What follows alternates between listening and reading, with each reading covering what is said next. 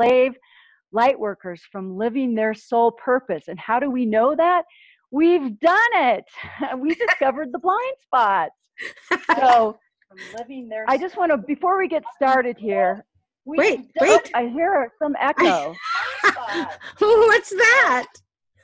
I just want to, before we get started here, excuse us, folks. We've got a little bit of echo going. I think I fixed it. Oh, okay, good. All right. Look at all these people. Welcome. I know. This is my favorite part of, it's like you open the door and everybody starts to come in. It's so cool. From Florida, from Alaska, from New Zealand. Wow. Welcome, welcome, welcome, welcome. So I guess we'll start over again. Welcome to 4 blind spots that enslave lightworkers from living their soul purpose. We are so excited to have you here tonight. This is one of mine and Marilyn's favorite topics because it is what we do, is we help people find their soul purpose. And so we're so happy to have you here with us tonight or this morning or wherever you're listening to this. Even if you're listening to this recorded, we're so happy to be able to share this information with you. Before we get started, I just want to go over a few little housekeeping tidbits, and that is we will be doing a Q&A, a live Q&A at the very, very end. We have so much information to go through tonight. I don't know how we're going to get through it in 90 minutes, so we are going to fly through it. For those of you who have not joined us on Zoom before, this is a live stream application. It requires a lot of bandwidth. So you can close everything else on your desktop, even your browser, because Zoom operates in its own window. And that will help keep the bandwidth really strong. If you experience any freezing of the video or any sound quality issues, the best thing to do is just to go out and come back in. That usually solves it. And we do have Jenny on the back end. If you have any issues, you can email info@Adironda. She's monitoring that and she can help you. Or you can type it in the chat window. Back to the Q&As for just a quick second. Q&As, type your questions in the Q&A box, not in the chat box. We are going to be doing some really, really fun, interactive stuff tonight in the chat box. And we're going to leave that box open for just chatting when we ask you to, and chatting with one another right now. Like, I love it that you're coming in and you're telling us where you're watching this broadcast from. That's so exciting. So let me think, did I forget anything?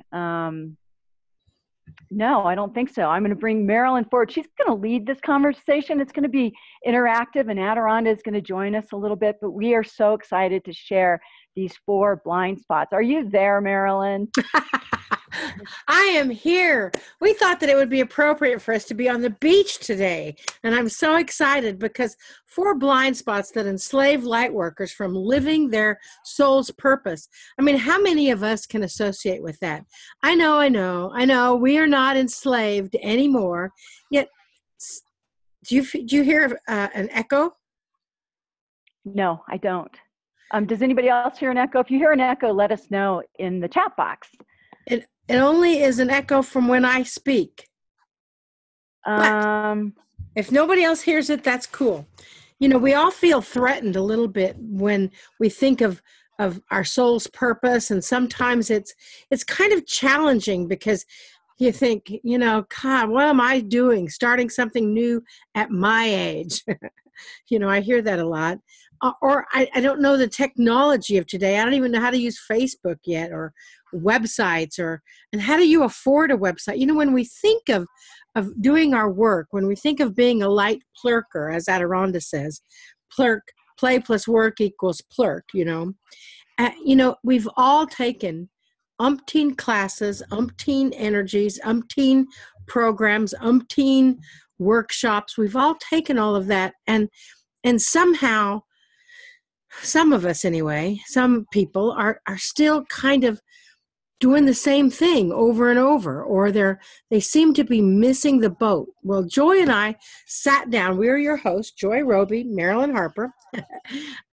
We sat down and we really brainstormed what are 4 basic things that people do, that we did, that seem to shift or stop them from moving forward.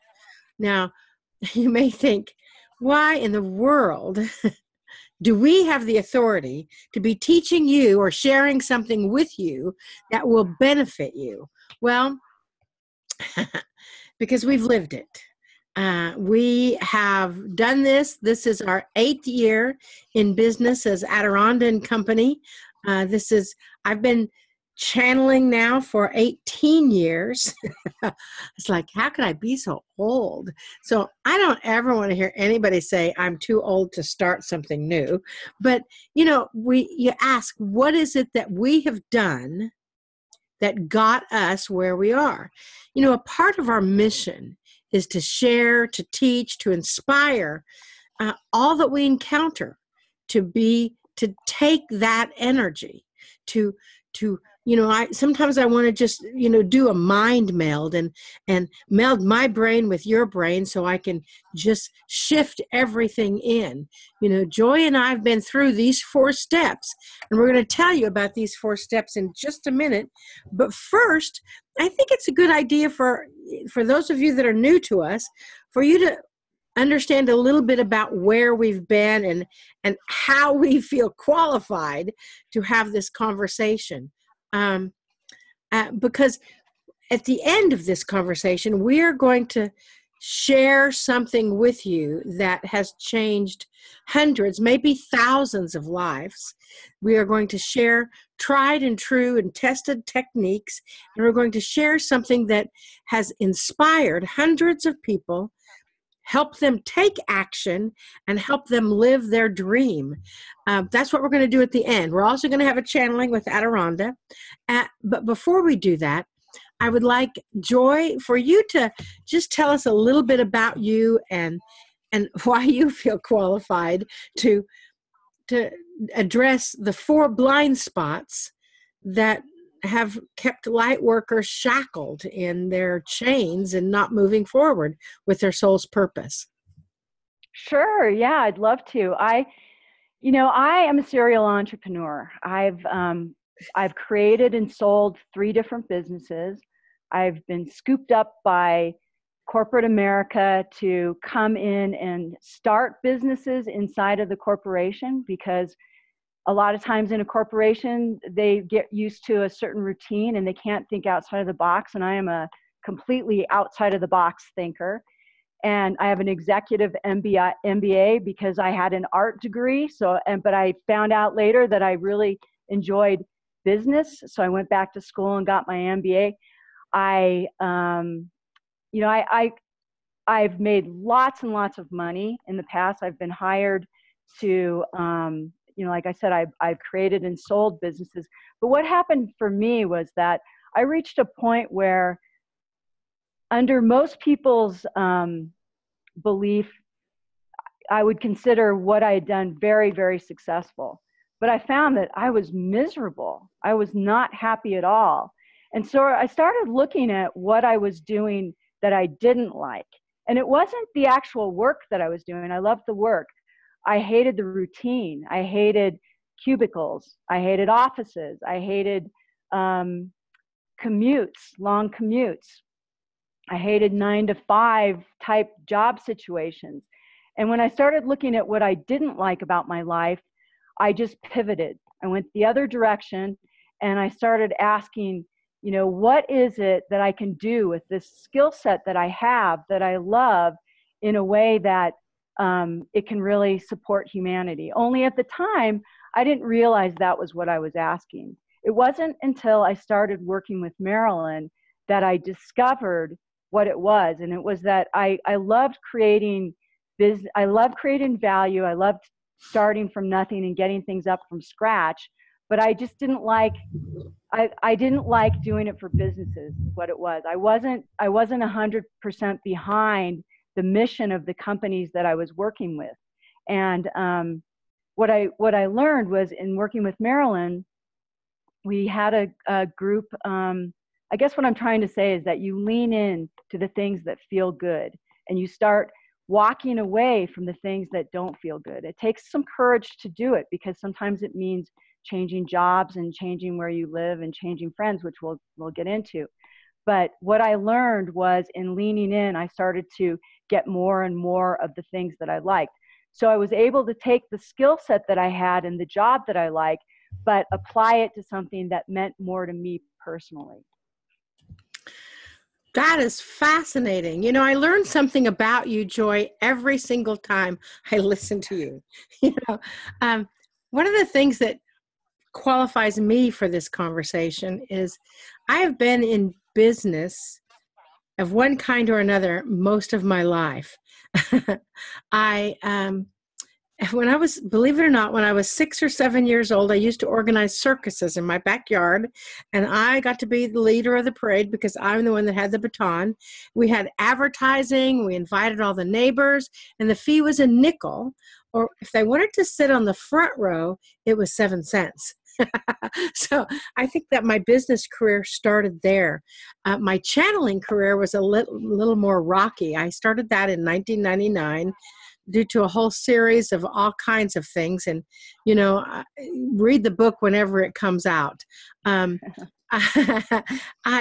have worked as a salesperson for multiple businesses, a radio station, a theatrical supply company. I walked in 1993, shifted my whole path. And so when I started channeling in 1999, I really thought that I needed to pick what I wanted to be when I grow up. I wanted to be either a channel, or I wanted to be a healer or a teacher or a speaker. And it wasn't until 2009 that Adironda, the spokesbeing for the council that I channel, they're a council of 12 or more, they said, when I took the question, what do I want to be when I grow up? I was still asking that question. I know I'd been channeling for 10 years, but they said that I would be utilizing all of my skills for a business of spirit. And I thought, what skills do I have? I had to get rid of all, you know, a lot of things and move into through my blind spots, because I'd taken classes and read stuff and worked in that, but I still had these blind spots that were stopping me. So while we're continuing to talk a little bit about these blind spots, I'd like it if you all would type in to the chat window, and then Joy will look those over and read them. The answers to a few questions to see where your blind spots are. One of the questions is, are you living the life that you love?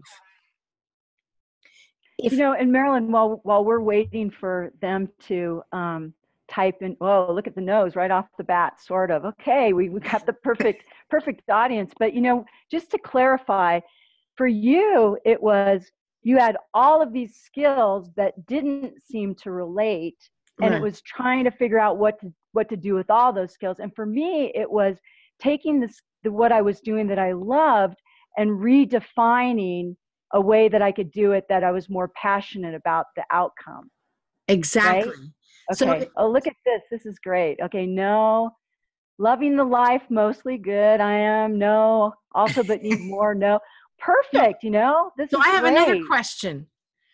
If you could change or shift one thing in your life, what would it be? So if you could change or shift one thing in your life, what would it be? Write that into the chat window. What would it be for you, Marilyn?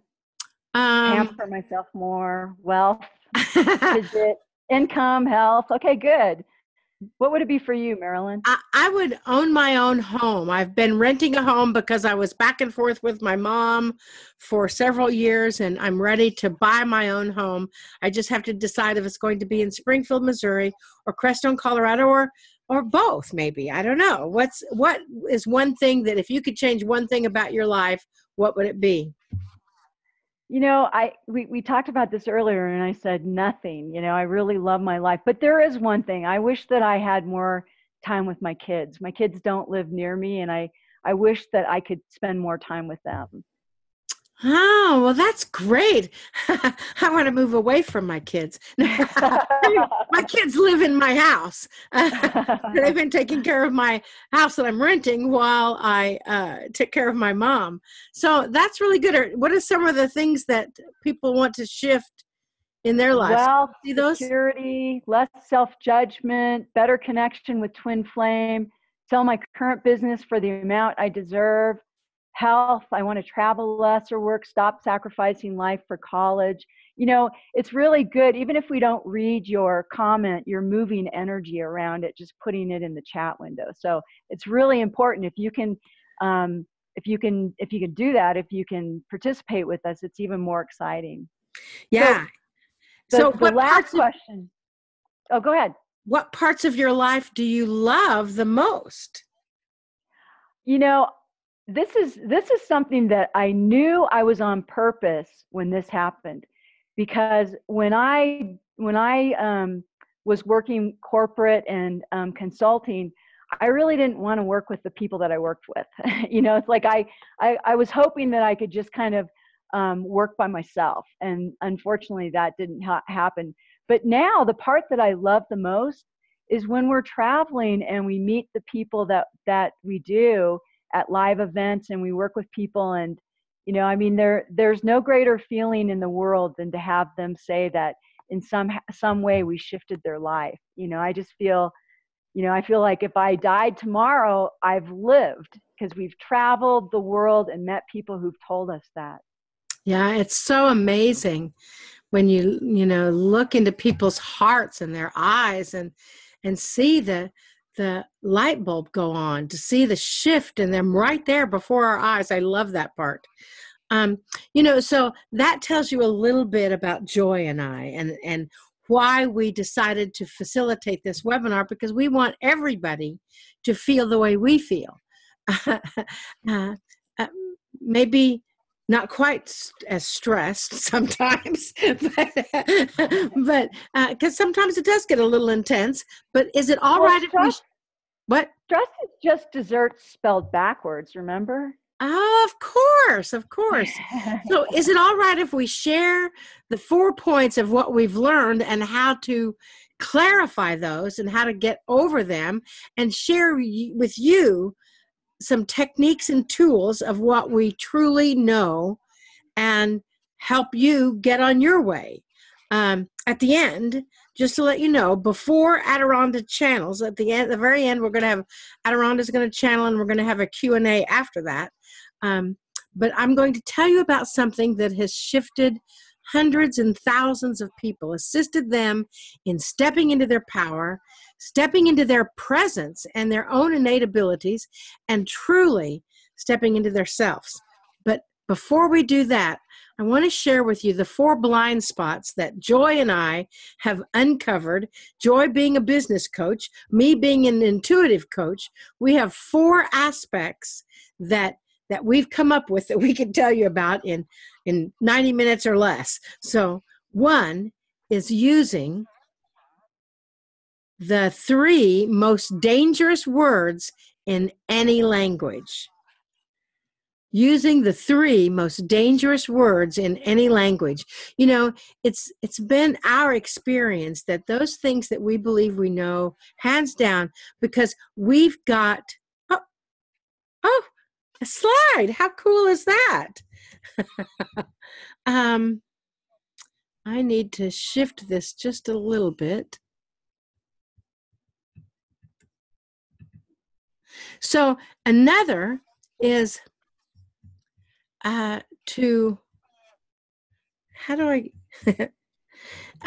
another is to look at what is happening. I'm just trying to get this so it's, oh, there we go. Exit full screen. That's what I needed. Sorry. Little brain flatulence there. Another one is to not knowing your soul's purpose, not understanding your soul's purpose, not knowing your soul's purpose, not connecting with your soul's purpose. You know, believe it or not, most people, that's the the most asked question of Adironda. They may have an idea of their soul's purpose, and they have an idea of what they want to do about it, but they back off from it. Or so we're going to show you 3 very specific techniques that we've learned in finding out exactly who you are. Number 3 is we are going to show you how to create a true support system. So one of the problems is not creating a support system, not having a support system. You know, believe it or not, we all need cheerleaders. We need to understand our critics and know that our critics are not necessarily our cheerleaders. We do a good enough job criticizing ourselves really well. We also will help you provide the language for releasing those people in your life that are not in agreement or in support of your vision, and then how to magnetize those people that are. And the 4th thing we're going to cover is, okay, you know what you're doing, you know your soul's purpose, you know those 3 magic words that you're not supposed to say, but what do you do then? How do you take action? How do you stop making excuses and take action once and for all? You understand your purpose and how to support your team or your place in your team. How do you move forward? How do you have the formula for success and activate that formula for success in your life? That is exactly what we wish to share with you tonight. So if that's okay, if it's not, then click here and hang up. We'll start with the first one, which we call number 4. The 3 most dangerous words in any language. You know, these words stop new information from coming in. These words stop you from learning. These 3 little words should never help you in any way, shape, or form. Yet people tell us this all the time. People say these words all the time. I took this class, I did this workshop, blah, blah, blah. You still find yourself repeating some of the same habits. These words tell your brain and your energy, and I'm sure there's scientific documentation to back this up, and somebody's going to figure that out. But right now, I'm not going to go into it. That's for another workshop. But these words tell your brain that you don't have to pay attention. These words tell your brain, oh, yeah, I've heard this before. I don't have to have this information. I can let it go by me and not pay attention, or I can get out of here and do something else. So what do you think those 3 words are? If you know, type them into the chat window and we'll ding, ding, ding, ding, give you the winner's prize. So is anybody typing anything in? Does anybody know? Oh, yeah. They're saying, I already know this. I know. I can't try. I don't know. I'm not good enough. I can't do it. I know that. I can't. You can't do it. Should, would, could. There's a good one. I cannot. Yeah, I know, but I can't do it. Well, so the winner, the person who said, I know that, that's the winner. I know that. Using those words, that's what Adironda has said, that the 3 words that stop the energy in any way, shape, or form of moving forward is, I know that. And those of you that have been in our workshops or our classes know that as soon as you start that, we stop the energy, because that's what that does. When you hear yourself saying that, I know that creates a blind spot. It actually shuts off the energy and keeps you shackled to your old ideas. So you know what's interesting, Marilyn, is that often it's the people who've been on the path the longest. It's like Lee Carroll talks about, the people who give him the hardest time about channeling Cryon are spiritual people. It's not the, religious right. And we find the same thing. It's people who, come in and say, I've been doing this for 20 years. I already know that. And it's really interesting. It is interesting. You had an experience with a book, I think, that you had mentioned about to me, the Four Agreements. What, Joy? Yeah, I'm trying to multitask here.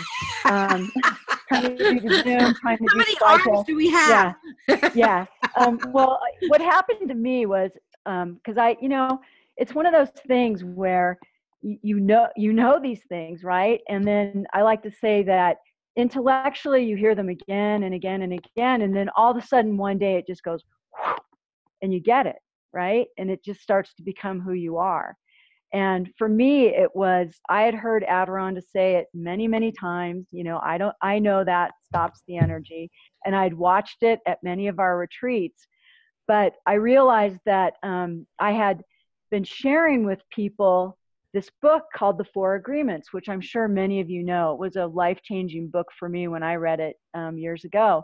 And the thing that I found about it was that every time I was sharing it with someone, I'd say, well, the Four Agreements.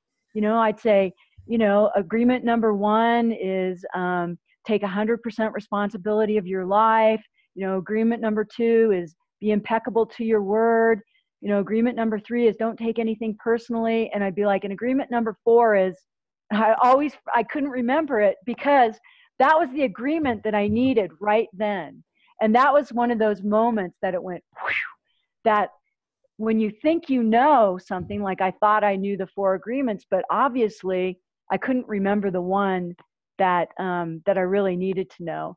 And the other thing was when I read Jack Canfield's book, Success Principles, which is a great book if you are on a path of trying to figure out what you want as well. He talks about taking 100% responsibility for your life, for every single thing that happens to you in your life. And so when you say, I know that, you need to take responsibility for the fact that you are shutting off the energy. That's how I learned it, Marilyn. And it's so interesting, isn't it? Because as you said, people that have been on the path the longest, many times, not that I know everybody's saying, well, I've been on my path a long time. Am I doing this? We're not pointing any fingers at you. But what we've found is sometimes people will say, I've been doing this for 20 years. I've been through all the forgiveness stuff. I've forgiven and forgiven. I've done all the soul work. I've done all that. And my husband is still a schmuck. So that statement right there says that that, but you're not putting it into use. So, and that's the key is when you hear something and you hear yourself starting to say, oh yeah, I know that. Instead of resisting that energy, instead of resisting that information of pushing back or saying, or checking out or going to the bathroom, or if you're in a conference, going and getting a drink of water right now, instead ask yourself why you're feeling this way. Number one, when you hear yourself or you feel yourself starting to say, oh, I know that, instead say, when was the last time you heard yourself saying that? And think about what that was in comparison to where you are right now. And then go on to explore it further. So when was the last time you heard yourself saying, I know that, shutting down the energy, what was going on at that time? Are you saying it now? What's going on at that time? Are you in resistance to moving your life forward? Take a deep breath on that one. Are you somehow the feeling of I know that, whatever is happening at that point in time, that may be a reflection to what you really need to learn, like with Joy, the Course in not the Course in Miracles, the Four Agreements. Both are really great. I needed to learn that one too. Yeah, yeah, me too. is it reflecting that I know that too mentality? So ask yourself those questions. This is a part of the solution. When you feel yourself going, I know that, how does it pertain to your life right now? How does it grok in your world? If this is repeated and you feel, you go to this workshop and you do that and you hear that, you hear somebody else say, oh, well, let me tell you about this book. And it's like, oh, yeah, I already know that. I already read that. So there's a reason why this is being brought up to you again. And so you get to ask yourself, what is the reason that it's being brought up to you again?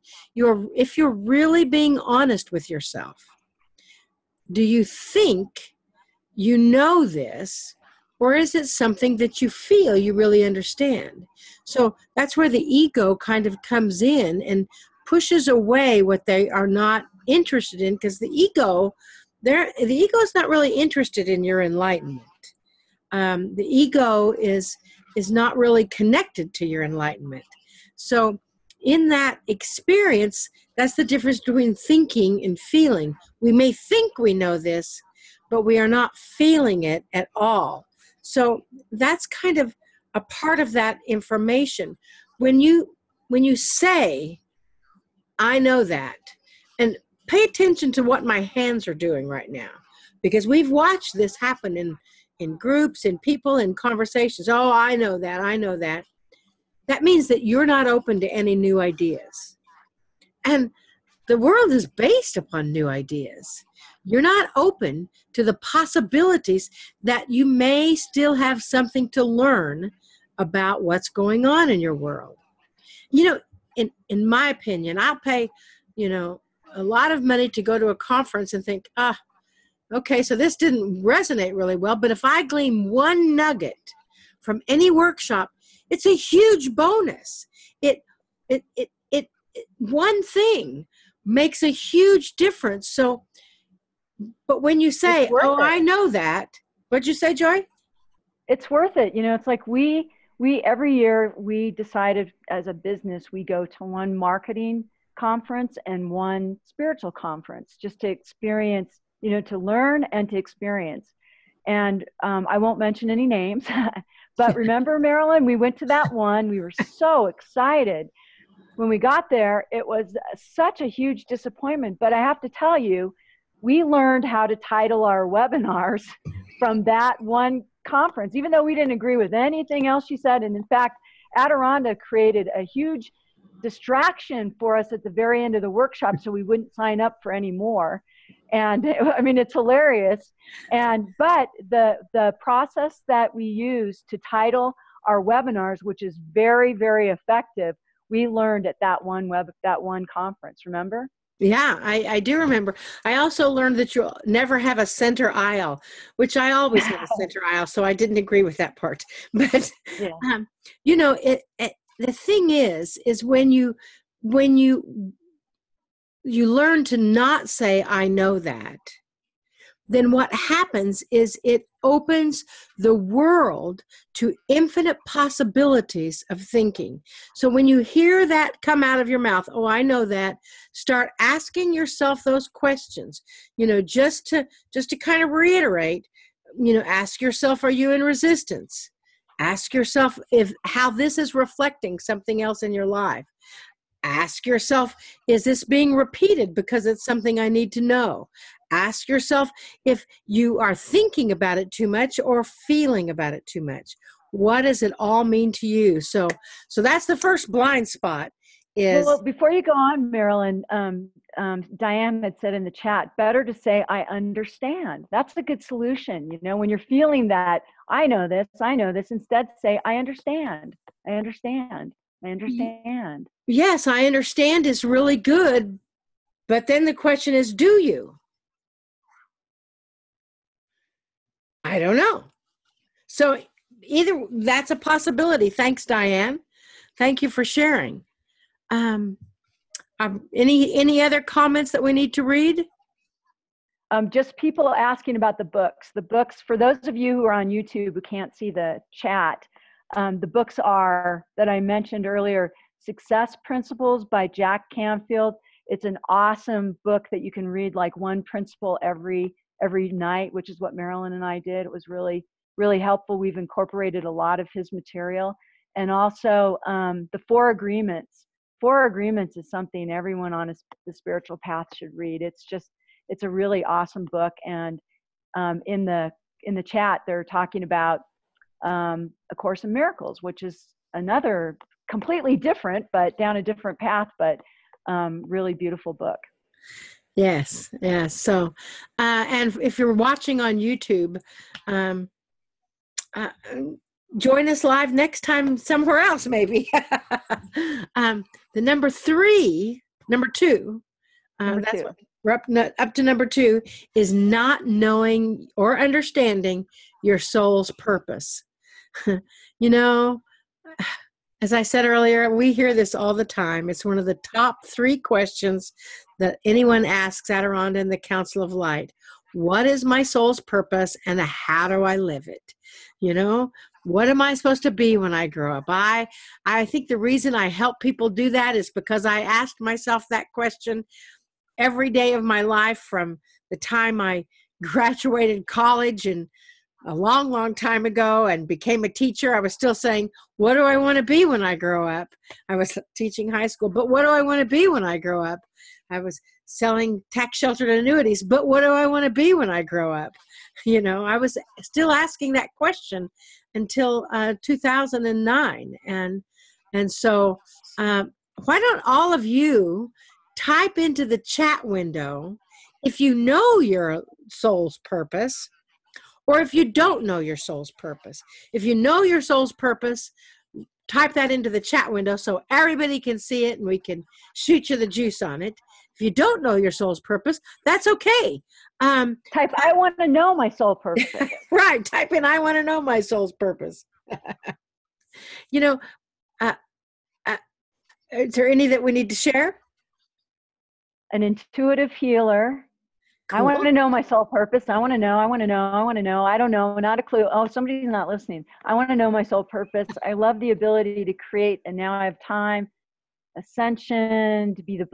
They're typing them in so fast I can't read them. I want to know my... Most people want to know their soul purpose. Teacher, but lacking joy. Oh, I feel my soul's purpose is to remember who I am. I want to know and poop. I'm 66. Okay, good to know. Thank you for sharing. Healer, teach and heal. This is awesome. Yeah, see, this is all, every time you do that, you're moving energy around it. And that's something that I teach in energetic marketing, about just moving energy, move energy. I'm so eager to know my soul purpose. All right.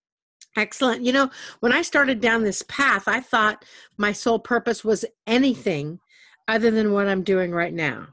I mean, in 1999, my brain, my ego thought I had to do something life-changing. And channeling, I didn't think was life-changing. I thought channeling was something that I would be judged for. I thought that I had to do something that was separate from who I actually am. When I started down this path, I was a salesperson, but I felt like I needed some kind of a label. I wanted to be a speaker because that was really fun. But I wasn't comfortable on stage after I walked in until just recently. I felt like that I should know all the answers. If I was going to be a speaker or a channel, I should know all the answers. And now I know that I don't have to know all the answers, that I just have to know the right questions to ask so you can find your own answers. I understood that when I found out my divine essence, beyond a shadow of a doubt, that led directly into my soul's purpose. And we're going to show you an exercise in just a few minutes about how you find your divine essence, how you find your truth of who you are, and then how that's connected to your soul's purpose. So what about you, Joy? How was your pathway to discovering your soul purpose? How did you do that? Well, you know, in the past, I've been one of those ready, fire, aim people. and I had spent my life pretty much in ready, fire, aim, so like I was out doing what I thought I should be doing. And, on all levels, I appeared successful, but I was really pretty miserable, as I said earlier. What happened for me is, I went on and I was doing consulting. I met Marilyn, and through Marilyn, of course, I'd had a walk-in experience. And so I was really kind of lost and found. And I'll never forget it, Marilyn. I was helping you. We were at a group channel in Tucson, Arizona. I'd been working with you for a few months, and I was, like I said earlier, I was following this path because working with Marilyn was not a 9-to-5 routine. We were doing lots of different things, and it was fun.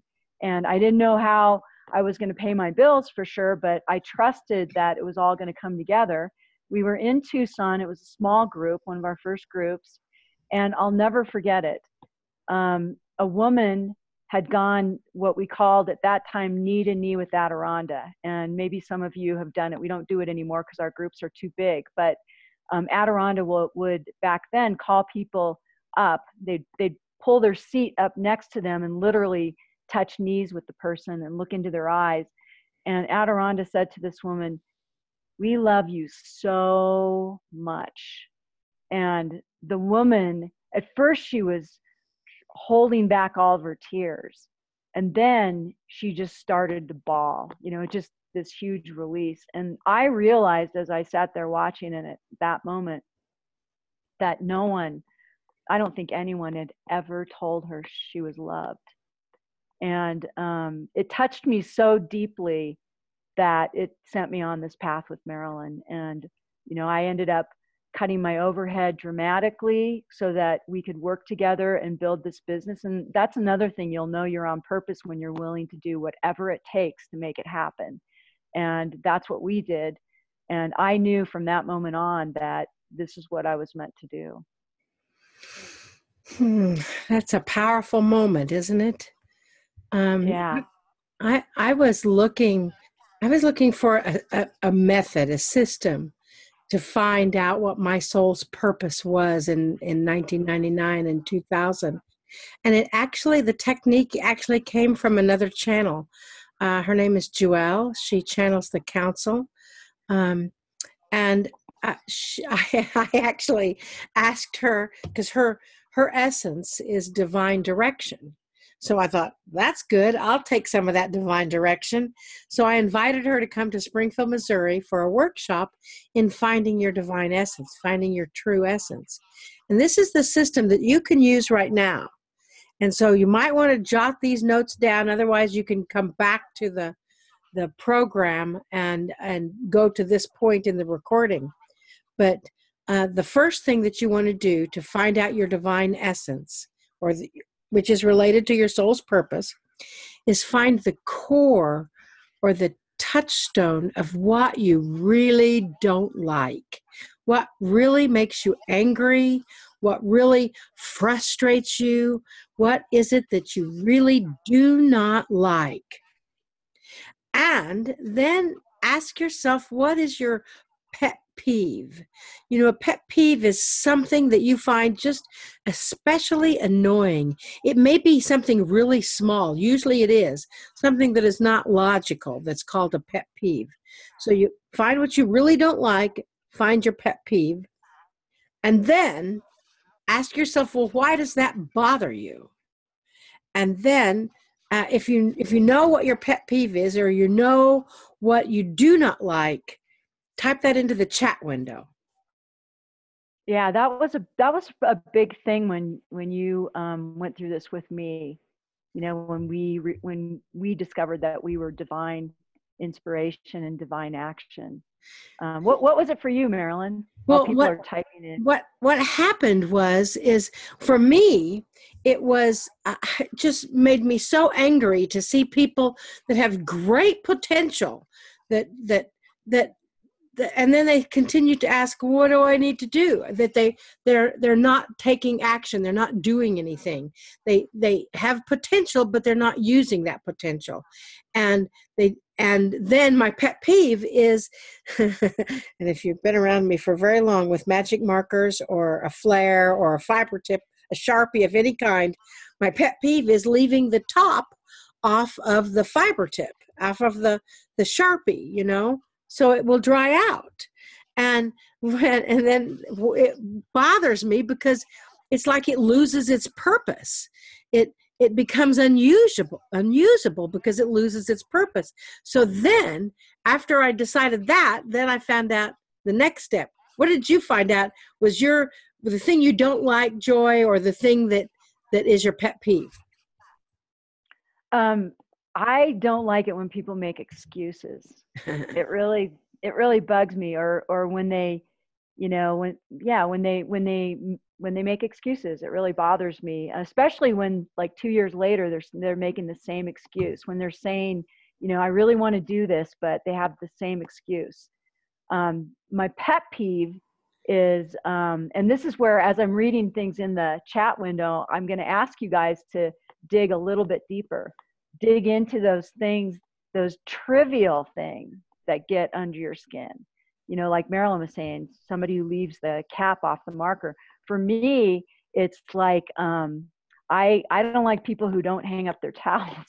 I know that sounds really, really trivial, but I don't like it when they don't hang up their towels. I don't like it when they're lazy and they don't put away their dishes, and they just expect someone else to do it. And when I dug a little bit deeper on that, I realized it's because they're not pursuing, they're not moving forward. They're just expecting somebody else to pick up the pieces for them. And that's how I discovered it. So then that's good. I can't stand when someone misses a belt loop. Yeah, there you go. Those are the things that you want to look at. Yeah. What does People it do? who are chronically late. Yeah, there you go. Let you do the work for them. Right. That's the stuff that you want to dig into, because that's where the nuggets are. Right. And then take that pet peeve or that annoying fact and see if you can look at what's annoying you about it, and then go to the opposite. What is the opposite of taking the purpose away from a pen? Is to inspire that pen to find its purpose. So right. I am divine inspiration. That's my job. That's who I am. And that is directly connected to my soul's purpose, is to inspire everybody I meet to be able to live the life that they love. So you want to take that pet peeve and go into the opposite. What's your opposite, Joy? My opposite is action, get it done, GSD, get stuff done. I think it drives my husband nuts because he's learned to say, okay, I just want to sit down and see what your expectations are, to make sure that we're on the same page, because, I make lists and I just move. Yeah, it's amazing, and this is really a whole workshop unto itself. That's kind of what we, excuse me? There's a question for you, Marilyn, that might help people. It says, what's the opposite of leaving the marker lid off? The opposite of leaving the marker lid off. The key that the leaving the marker lid off, it dries out, so therefore it doesn't work anymore. You can't use it anymore. It doesn't work. So it's lost its purpose. So the opposite of that is to inspire it to keep that cap on. Inspire those people to understand that they are an integral part of everything that is around them. So my divine essence is divine inspiration. And we actually teach a section of a workshop called Quantum Living that is about, understanding your divine essence. It's about understanding your total connection. It's about, and in that understanding of your total connection, in this Plurk Shop, Quantum Living, we're going to be in Stamford, Connecticut, Boston, Salem area, San Jose, Chicago, Philadelphia, Fort Lauderdale.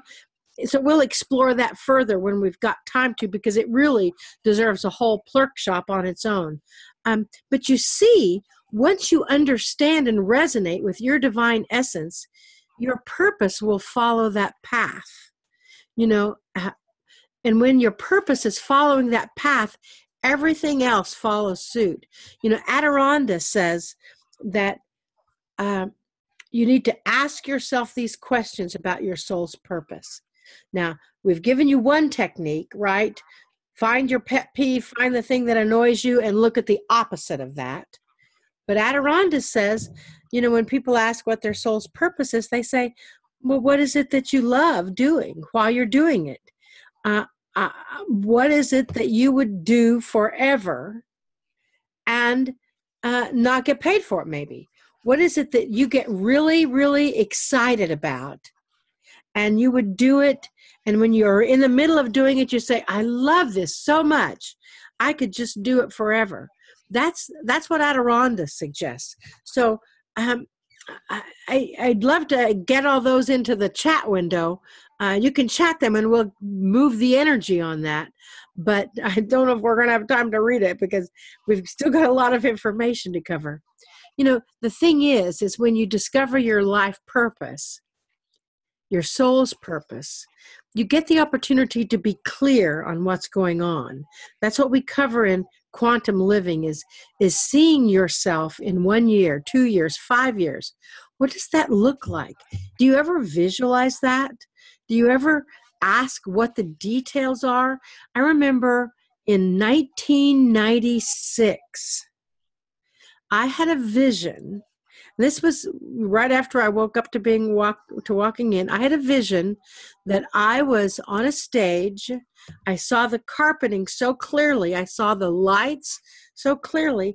And I looked over to my left, and there were these round things that I didn't even know what they were. They looked like giant bowls of some sort.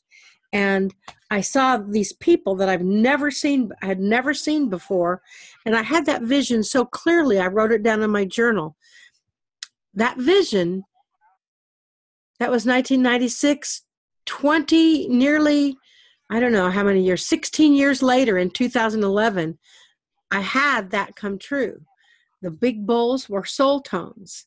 And I recognized the carpeting on the floor. It actually drew the pattern in my journal in 1996. So when you visualize what you want your life to be like, ask yourself about the details. Also, if you're getting frustrated about that it's just not coming through, if you get a little disillusioned, ask yourself what's blocking you. I mean, really, who's the boss of you? Feel the energy of your vision. I mean, Joy had a trick about her finger. She was going to tattoo ask on her finger, that to just ask, there's a specific system it's designed to be a process, not an event. Can you want to explain that a little bit? Well, yeah, that's an interesting statement, but it goes back to the ask.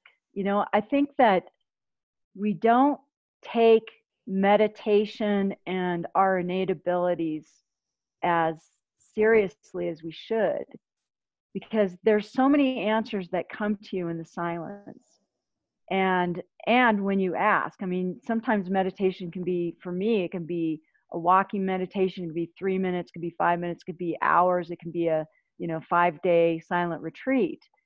But what I've learned is that, in fact, Marilyn's right. I was going to get the words ask tattooed on the side of my finger because I would forget. I'd be like, why isn't this happening? Or, how do I take care of this? Or blah, blah, blah, right? And even technology, I handle a lot of the technology for our company.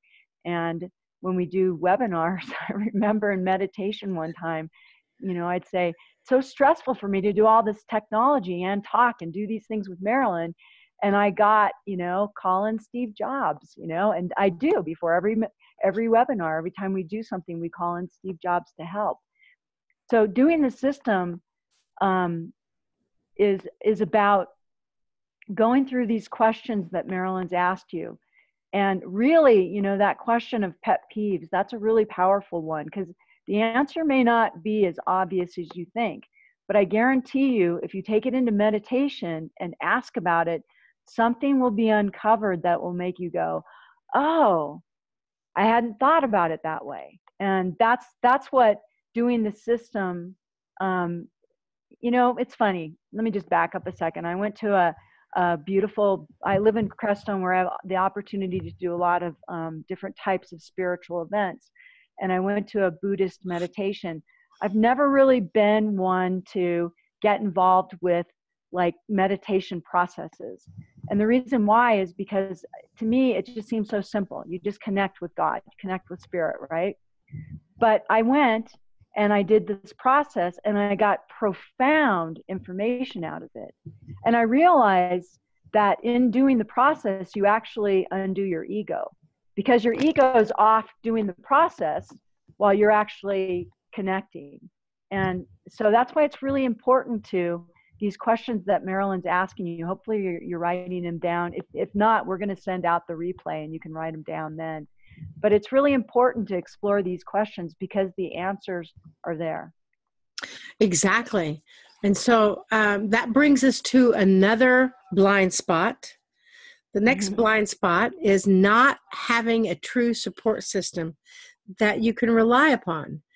First of all, what the heck is a support system? Is it like AA? And why do I need one? A? What do you think, Joy? I think the support system is one of the most important of these three blind spots, because if you hang out with the wrong people, you'll just they'll hold you back. They have their own fears that they're projecting on you, on your illusion. They're projecting those same fears. And I think the most important thing about a support system is understanding that you create your support system, whether it's positively supporting you or negatively supporting you, one way or another. I remember, can I tell that story about you, Marilyn? When we were traveling? I don't know which story. Sure. Marilyn and I, I feel like sometimes we're in our own little bubble when we're traveling, because we're mostly around spiritual people. And then we get to the airport and we're just like, oh my gosh, what's going on in the world? Because we don't listen to the news or anything. And so we had been traveling for quite a while. And I noticed this pattern in Maryland.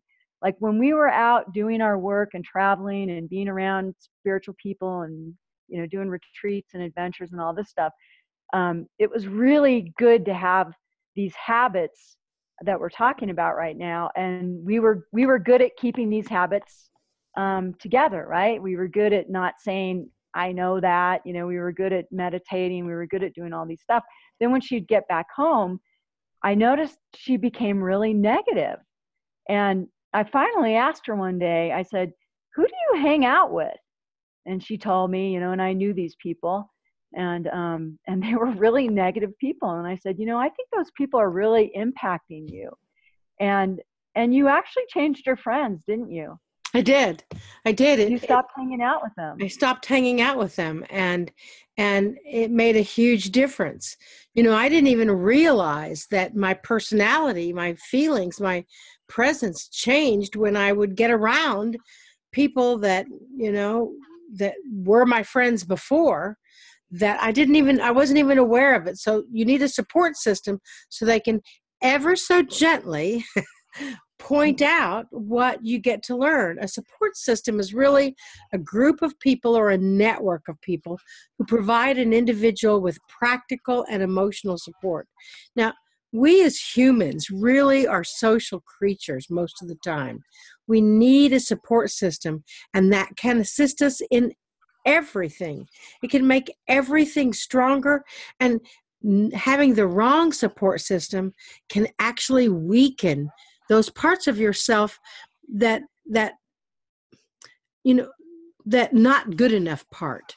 You know, it's like the not good enough syndrome, NGE, not good enough syndrome, is, according to most spiritual and non-spiritual teachers, is the bottom line to absolutely all of our challenges.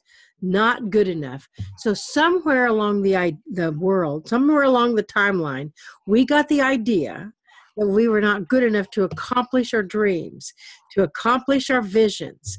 We got the idea that we were not worthy, that we were not living the life that we love because we somehow didn't deserve it. We were not living the life that we love emotionally or financially because of that strain. That myth of not good enough, NGE, is one of the things that we address in holographic healing, of which we're having a healing retreat. We do just have about 2 or 3 openings for it in Mount Ida, Arkansas, the end of June, which we're going to float on the crystal waters in Mount Ida, Arkansas. It's one of the nodes of the planet.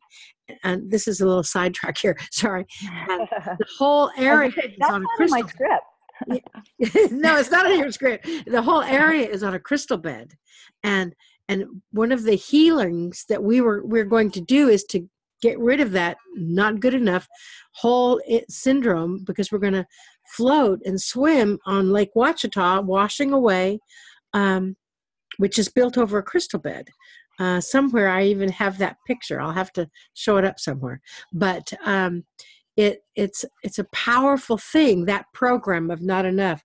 That's why we actually seem to create a support team at first, until you're aware. We create that support team that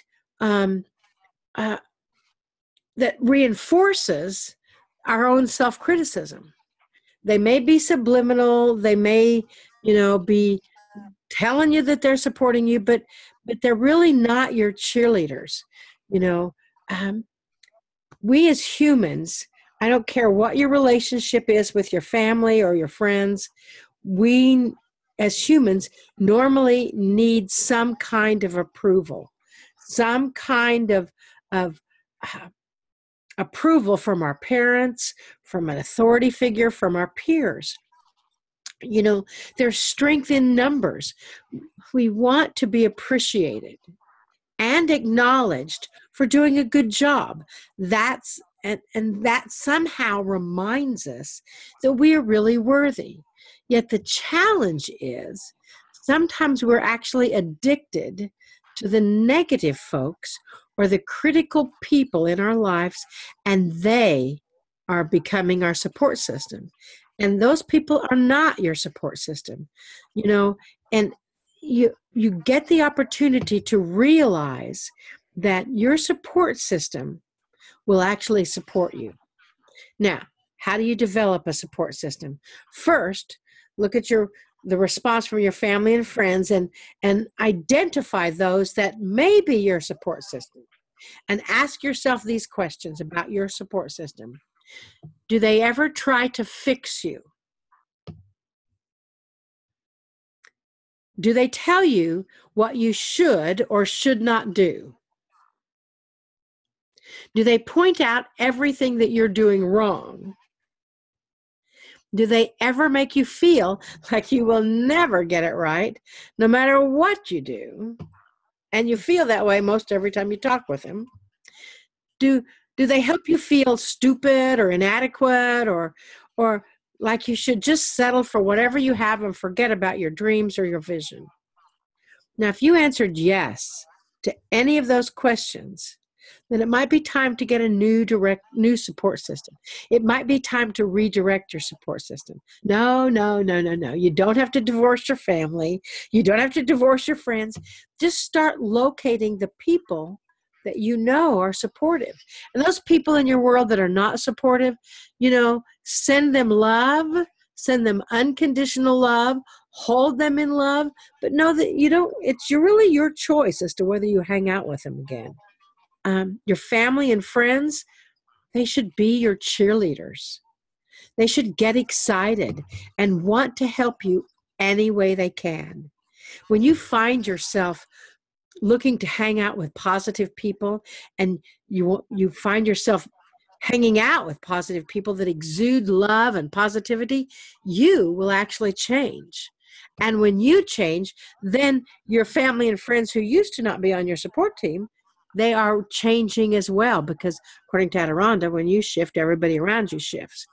So look at those people in your world that are like-minded, people that you can feel free to share anything that you want to with them, and that they will actually try to understand.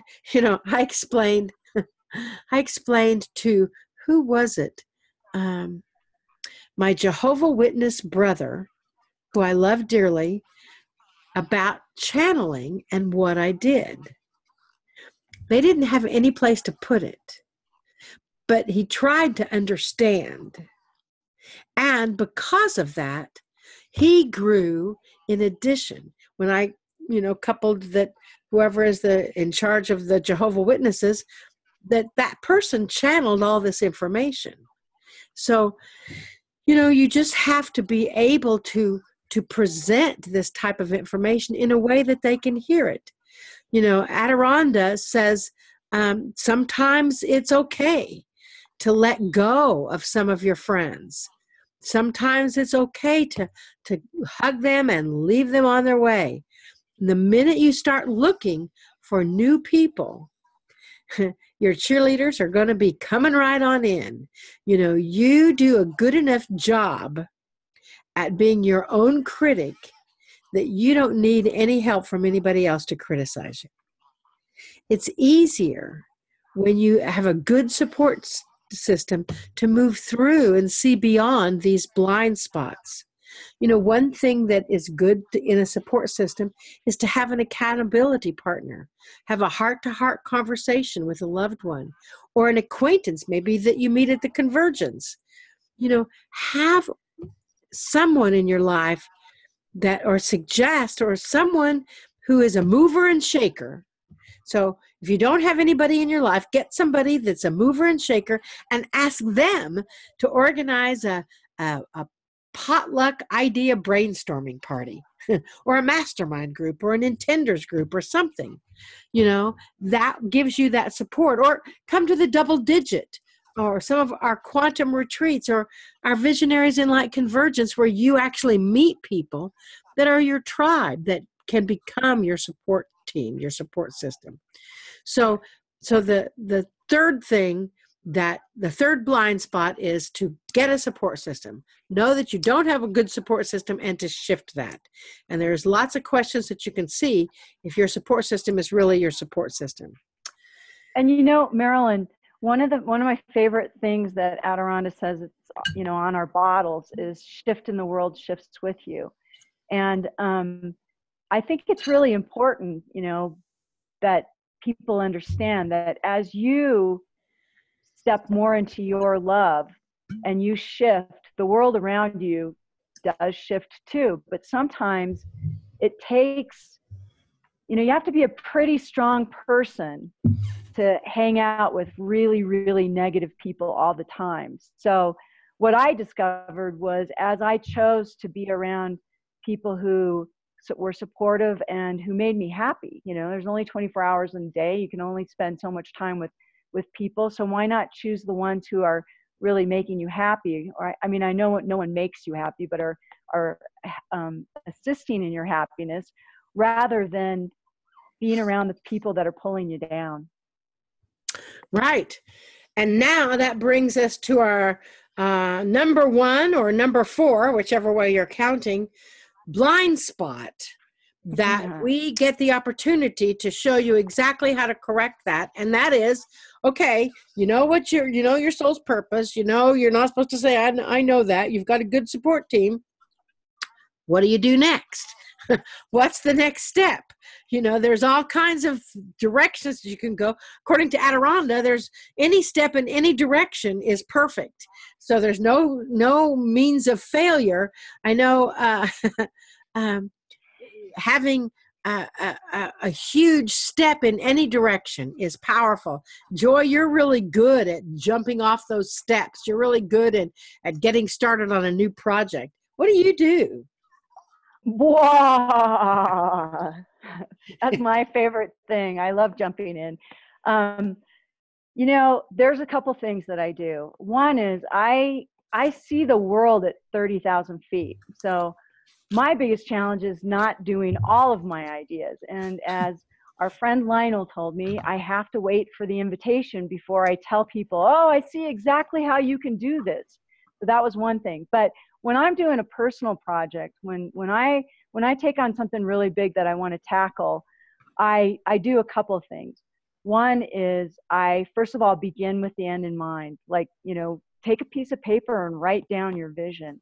Write down what the outcome is. And one of the things that I learned from Marilyn is when we do an event, you may or may not know this if you've attended one of our events, we always take about 10 minutes before to go into a quiet place together and visualize how we want people to feel when they leave our event. And I say, do the same thing for any project you're working on, you know, figure out exactly what you want the outcome to be, and then let go of it.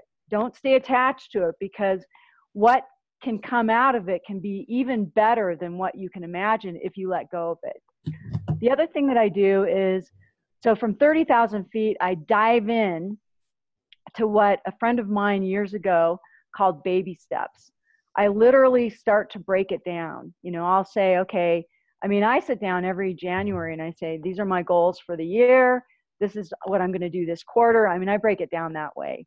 And I do baby steps, and I try to determine what I want done each week. I break that down to what I want done each day. I start with what I want done each year. I break it down to quarters. I mean, I feel like it's really important to write goals down. There's just something about it. You know, Jack Canfield said the same thing. There's just something about writing down goals. And in the past couple of years, I found a journal called the Dragon Tree Journal. It's a company out of Boulder.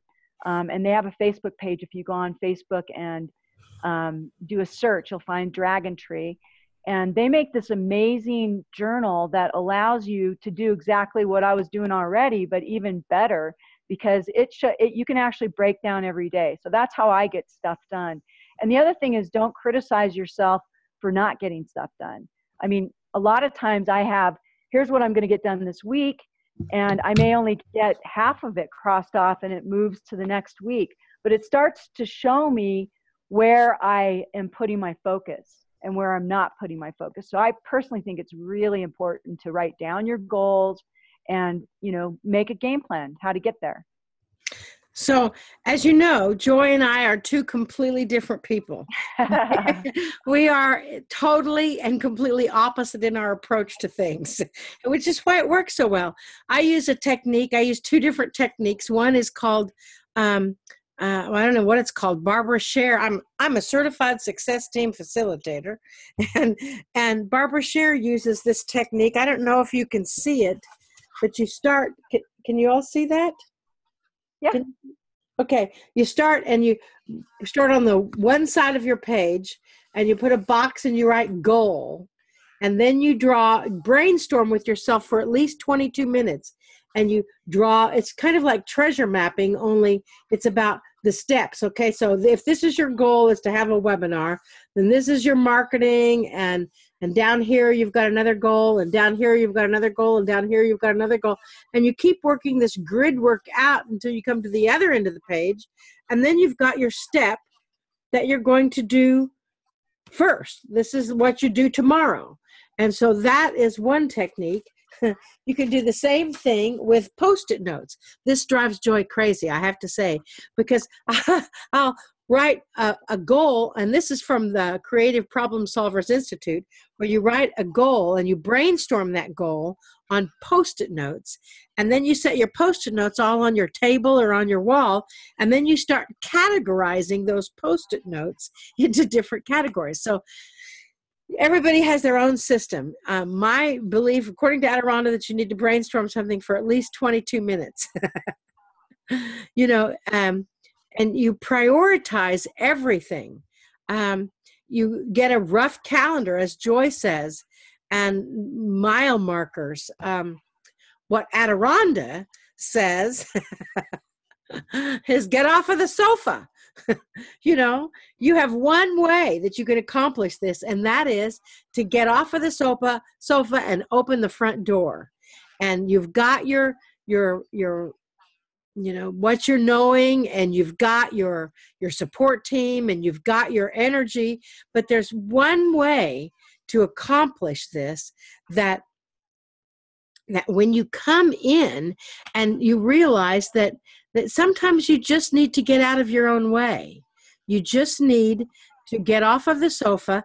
A step in any direction is a perfect step, and divine order starts when you open the front door. That's the direct quote. So I just want to share with you one way that we have indeed found that has helped hundreds and hundreds of people, in addition to the three other techniques.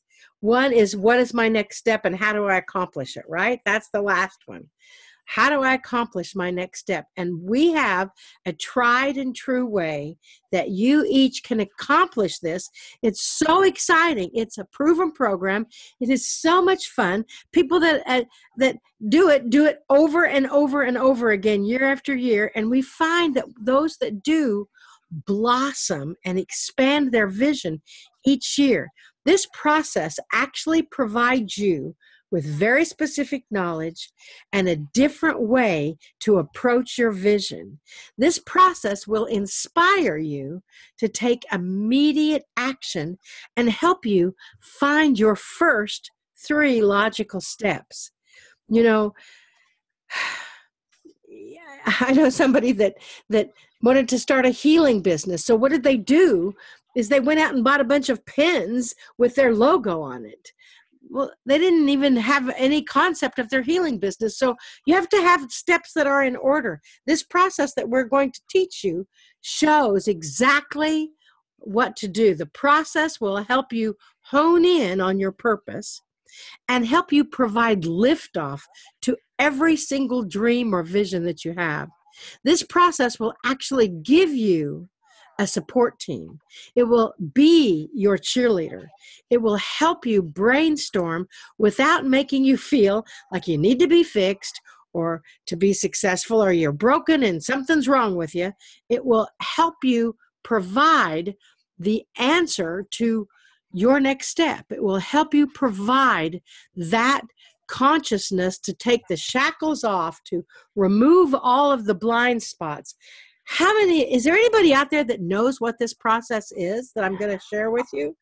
I do. You do? Yes, I do. I guess you could type it into the window, but for those that don't know, let me tell you, it's the Visionaries in Light Convergence. The Visionaries in Light Convergence, Joy and I have done every year since 2011. It even walked in. It started off as the Walk-ins Welcome Conference, but it evolved because the problem is not being a walk-in, or it's what are you doing now? So why is this the answer? Aside from providing all of the above, it is the most fun thing you will ever do. According to our participants, it's the most fun conference they've ever experienced. It's a convergence of energy, which is why we call it a convergence. This year, we're going to start with a huge bonfire in the New Mexico desert to throw all of our expectations in and release anything that might possibly be still standing in your way. Then we're going to bring you into a womb-like energy with the healing soulmonic sounds of this person named Three Trees that is like a shamanic sound healer like no one that you've ever experienced before. He is considered the national treasure of Sedona, Arizona.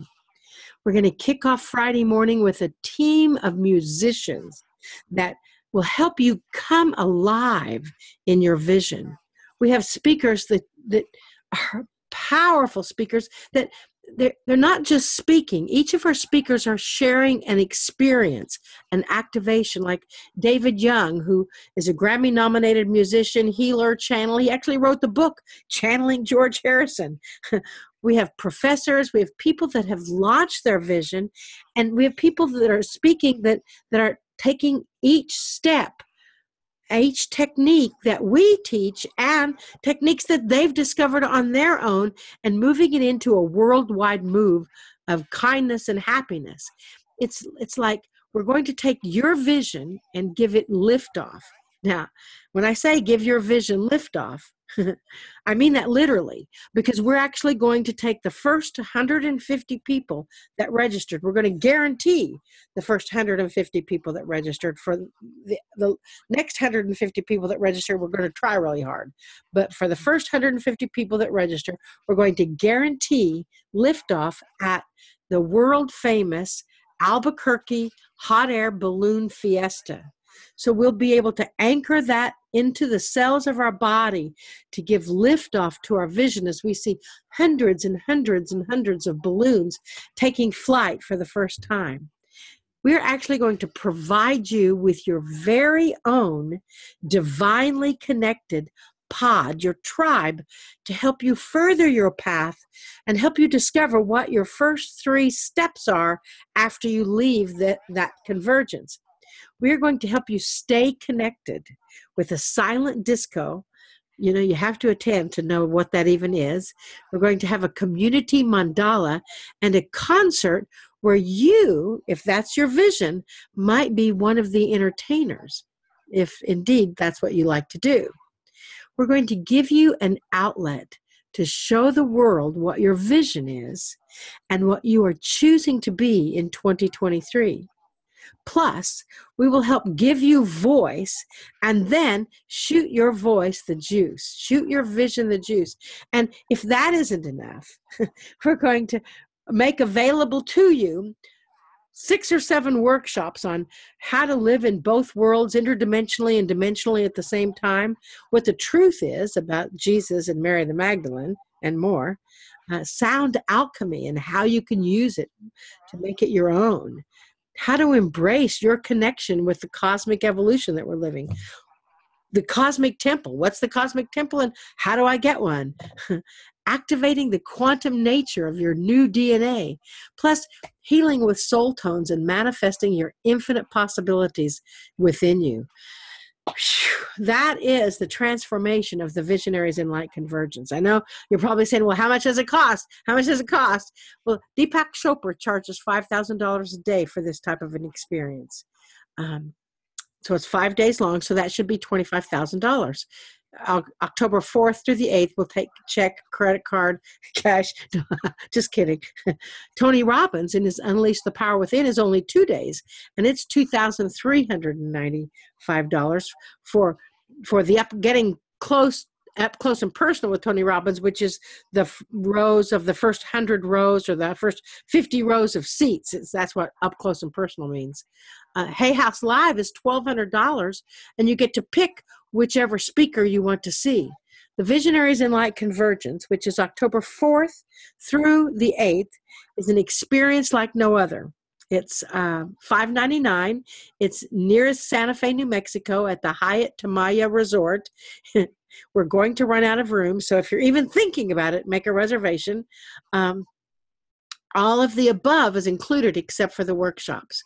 It's for the first 150 people who registered. Well, actually, it's probably more like 75 people who register now because we've already had 75 people register. So now is the time to register for the Visionaries in Light Convergence. And what we do is we blow through all of those blind spots. We blow through and activate absolutely everything positive that is within you. And that's a powerful, powerful thing. We're going to have a question and answer at the end. If you have any questions about the convergence or really any of the techniques or anything else. But I know we're running a bit late on time, so I'm going to get out of the way and bring you a message from Adironda. Is that okay, or are we too late on time, Joy? I think everyone is waiting to hear from Adironda. Okay. So, I deliberately clear and seal this space on all sides, all directions, above and below. Around myself and around each person that listens to this now or in the future.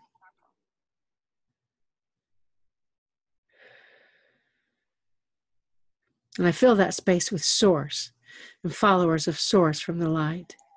I'm so thankful to be a direct channel for the Holy Spirit and the cosmic Christ consciousness. I know that all of the guides, teachers, and angels are holding the intention that everything that is said here tonight for the highest good and highest joy of each person present. I have to step my own beliefs aside and open the Akashic records. For this I give thanks.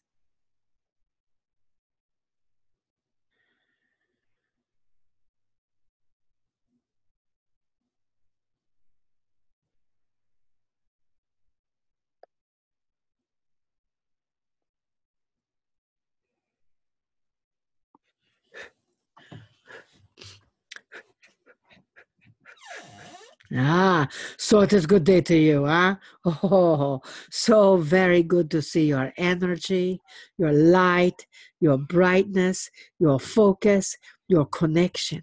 Oh, dearest beings of light, know and understand that you are indeed the creator of your universe. You are indeed the connector of all things for you. You are indeed that manifester, and we are asking you to see what it is that it would take to love the moments that you are living. In the total scheme of time, it is just a blip in the universe. However, this big blip is you. So it is powerful that you remove the chains and bondage of old and step into your presence, step into your power. These two, the vessel Marilyn and the Joy, have given you all kinds of fodder today to help your process. That is who they are. They are assisting in your process as they are learning how to manage their own process.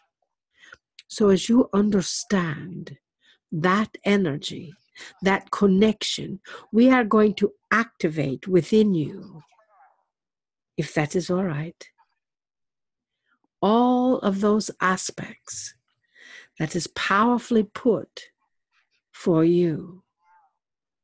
All of those aspects that you will be able to see your divine purpose, that you will be able to feel, better yet than seeing, is feel your divine purpose in your heart. You see, because you can have everything you want out here on the outside. However, once you take it to the inside, that is where the energy grows. Once you take it into your heart chakra, that is where your energy grows.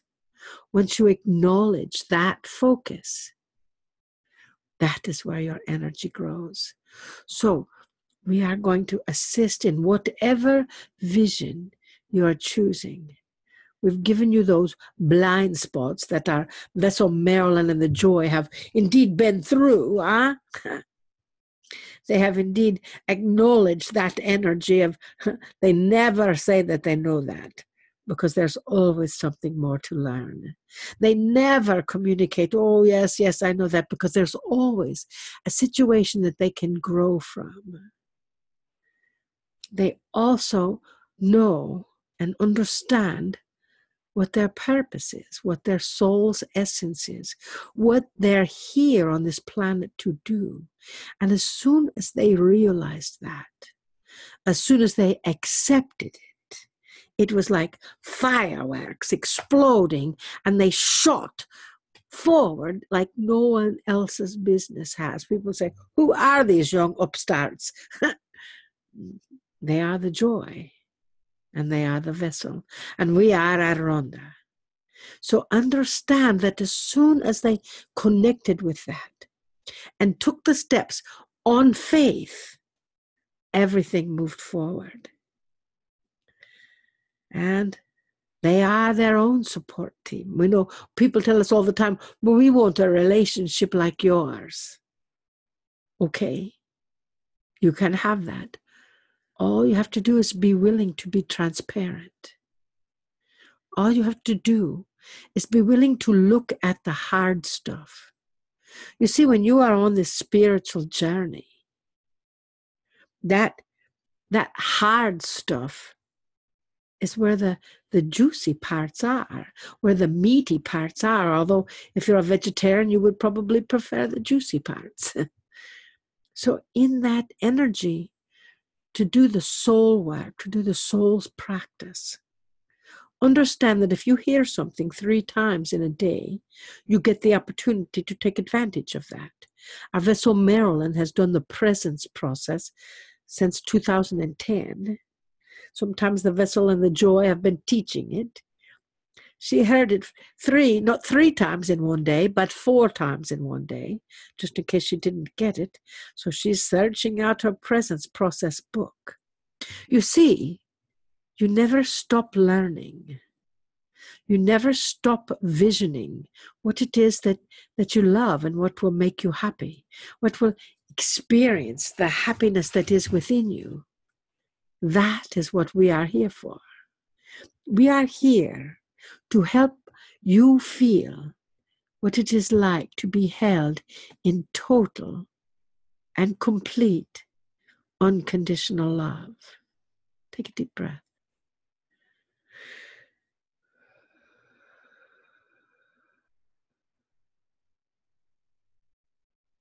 We are your greatest cheerleader. We see who you are.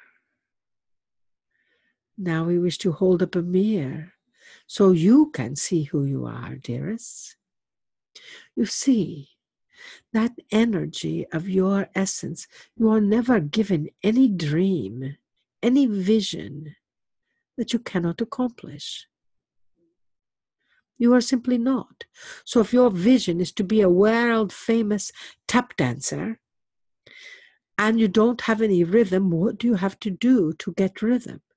You have to take classes, you have to learn how to get rhythm.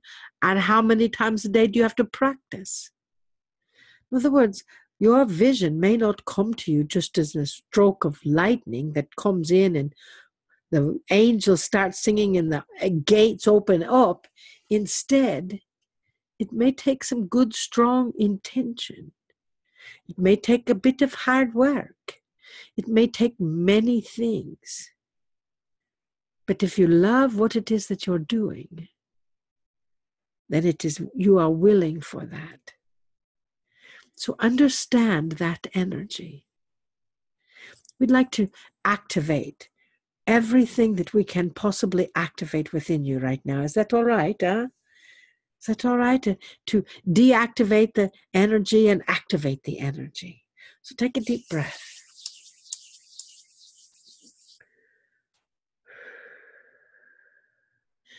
Take another deep breath.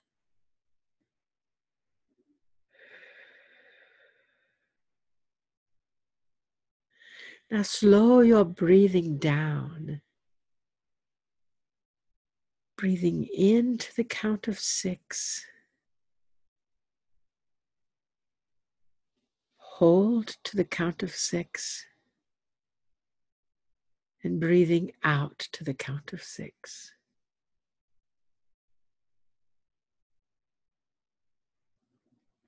And the next deep breath in, breathe into your heart. If it helps to touch your heart, just put your fingers on your heart.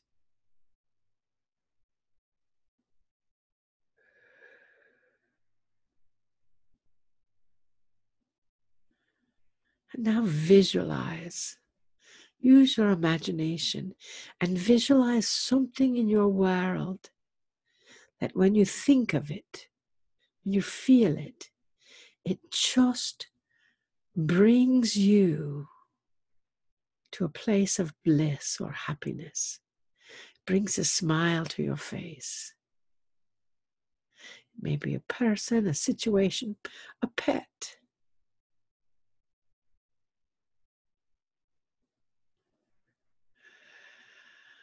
And in that state of bliss, when you feel yourself just surrender to the bliss point of that vision, now breathe into one thing in your life you would like to activate. One shift, one conscious decision in your world that you choose to make. Maybe it's removing one of the blind spots that you heard tonight.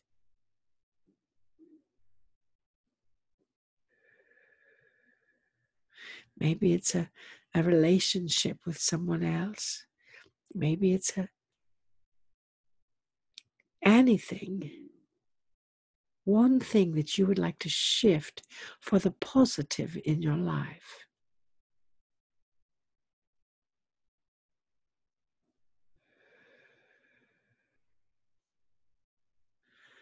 Now we just ask, in holding that energy that you are choosing to shift, what is one thing that can come to mind that you can indeed take action on?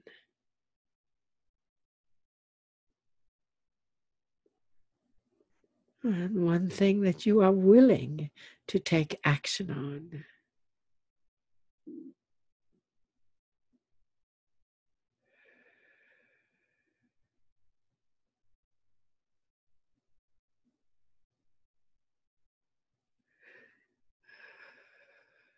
And listen. Take a deep breath.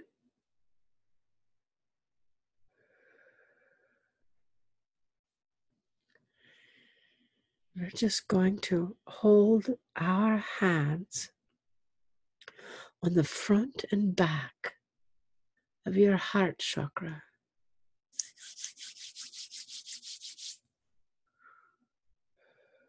You may feel a bit of warmth or tingling sensation, or maybe you'll just feel a presence there.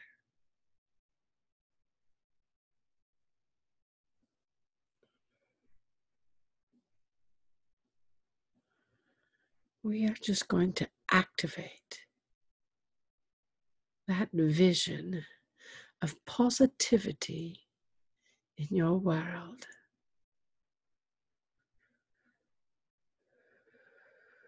Breathe into those infinite possibilities of yourself.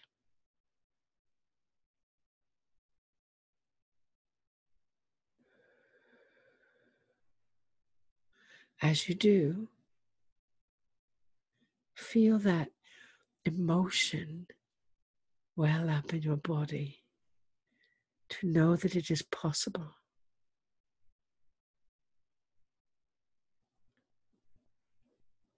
As you feel into yourself 1 year from now,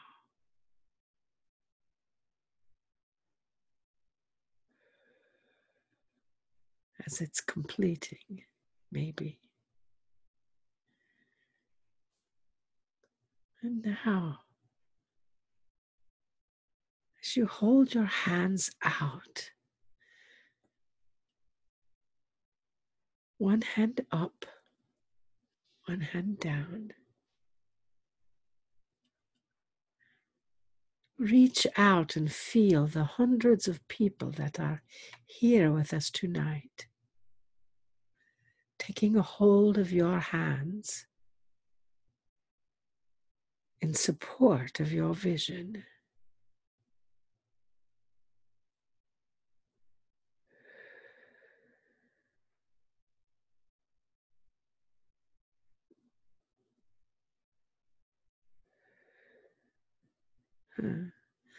When you feel the presence of the others around the planet, your hands may tingle. You may feel a little pulsing.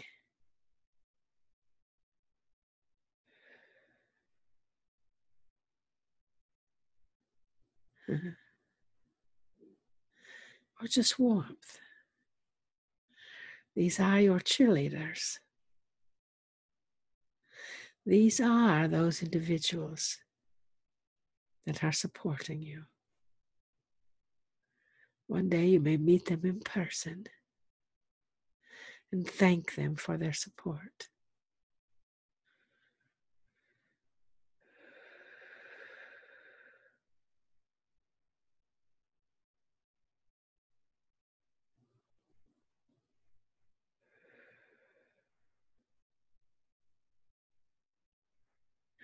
Give thanks to yourself.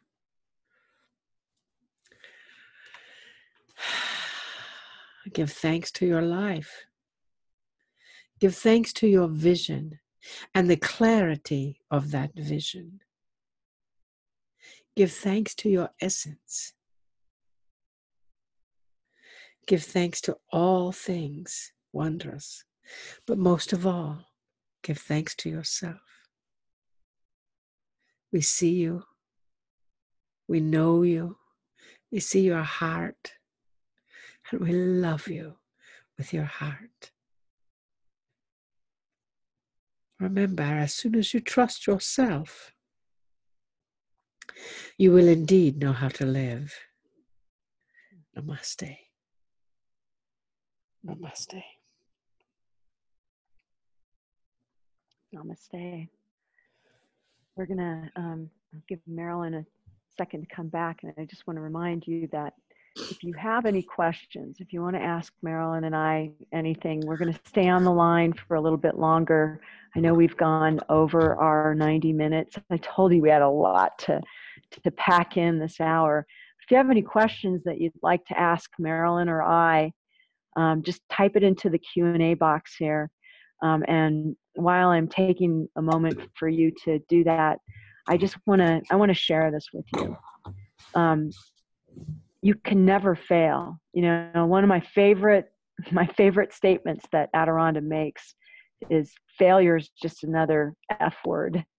You know, I learn more from when I fail than my successes. I mean, you know, it's anybody that you talk to that's had any success will tell you they failed a lot, fail forward. So you never want to be afraid. I mean, that's how you learn.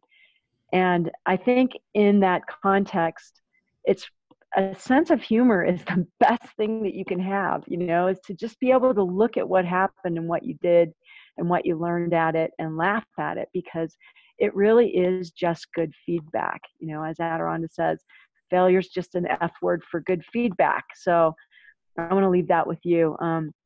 If you have any questions, are you back, Marilyn? Kind of. I'm kind of okay. looking at the chat window. Wow. Yeah. Thank you. Thank you all for spending your evening here. There are a couple questions here. The first question is, can you please suggest a few double checking techniques for confirming if the next thing you do is the correct thing? How to go in and be sure it's correct. Okay, so that goes to the failure thing. You know, it's like what Adironda had said, that quote about just, you know, getting off the sofa. Just, I call it moving energy. Even if you don't know it's the right thing, do it. You know, just start doing it, because what's going to happen is you're going to get some feedback. Just don't be afraid of the feedback. When I'm coaching people to come up with their taglines, I tell them, go out and just start trying them on people and watch their face. You'll find your tagline really fast. They'll actually give you the best words that you can come up with.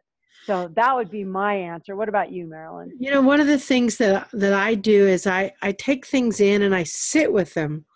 And, you know, as Adironda says, a step in any direction is the right step.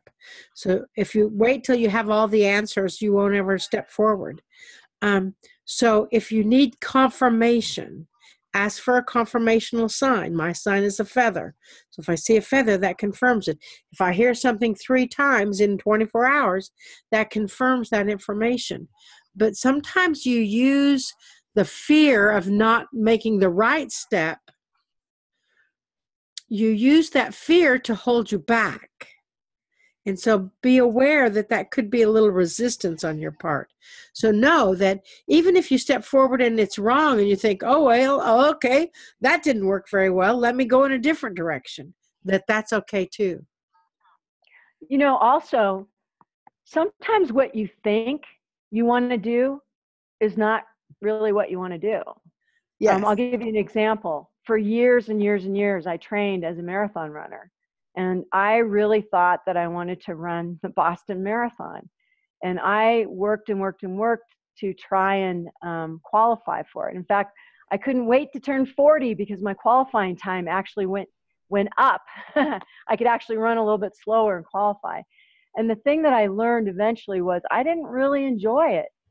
You know, I just wanted the fame and I wanted, you know, to be able to say that that's what I had accomplished because people were impressed. I liked the feedback that I got from people. So I also ask you that, you know, if you're not doing your purpose and you think you know what it is, ask yourself why.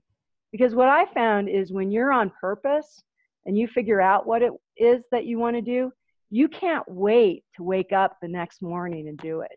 I mean, it's just what you want to do. That's right. That's right. Is there another question? Yeah, this one was asked at the top of the hour, so hopefully we answered this question. I want to know my soul purpose. Go back and listen to the replay. Yeah, you know, your soul purpose is find out what makes you upset, what makes you angry, and then go into the opposite of that. This question is, can your divine purpose be very different to the life and experience that you currently have? If you have a dream, no matter how unrealistic, can this be your divine purpose? You want to answer that one, Marilyn? Can your divine purpose be different from the life that you're presently living? Yes. Yes. Yeah, mine is. Mine is too. If you would have told me 20 years ago that this is what I would be doing today, I would say you are crazy. You're just crackers. You know, 20 years before, you know, in the 70s and 80s and the 90s, I thought that I wanted to travel all over the world and present plays that I wrote. I walked in the process. I presented it once, a few times in Seattle, and thought, okay, I don't really like this. This is not any fun. So your purpose may be something completely different than the life you're presently living. You know, Adironda always says your purpose in life is to find your joy and then live it. And that joy is directly connected to your divine essence. And if you're living that divine essence, then you are indeed shifting in that capacity. And we have used up all of my battery tonight. So I'm plugging in my computer. So hopefully that answered your question. And if you have a dream, no matter how unrealistic, can this be your divine purpose? Absolutely. You know, the example I always think about is, can you imagine the first person, you know, hundreds of years ago, maybe even 1,000, who looked up at the moon and said, someday I want to put a rocket ship on the moon?